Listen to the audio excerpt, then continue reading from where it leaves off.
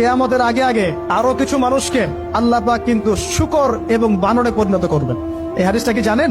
হাদিসটা শুনে রাখেন, এটা আখিরুজ জামান বা কিয়ামতের আলামত সংক্রান্ত হাদিসগুলোর মধ্যে পাবেন।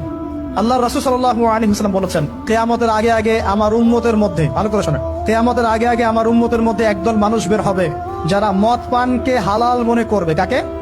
মদ পান করাকে হালাল মনে করবে। যারা বাদ্যযন্ত্র, গায়িকা, নায়িকা এগুলো নিয়ে নর্তকী নাচাবে রাতের বেলা, এগুলোকে হালাল মনে করবে। যারা অশ্লীলতা, বেহায়াপনাকে জায়েজ করে নিবে, ঠিক আছে, এরকম কয়েকটা পাপের কথা বলে নবীজি বলছেন একদিন সকালবেলা আল্লাহ পাক তাদেরকে ঘৃণিত বানরে পরিণত করবে। এটা হবে সামনে, কখন কিভাবে হবে আল্লাহ ভালো জানেন। এবার আমি কনসেপ্টে চলে আসি। এই যে পৃথিবীতে নেমে আসলাম, তাহলে আমরা কোত্থেকে আসছি ভাই? আমরা কি পৃথিবীর অধিবাসী ছিলাম? আমরা জান্নাতে ছিলাম, ওখান থেকে আল্লাহ পাক পাঠিয়েছে। এবার পৃথিবীতে এসে আদম আলাইহিস সালামের যুগে খুব একটা দুর্ঘটনা ঘটে নাই, একটা ঘটেছে। কয়টা? একটা।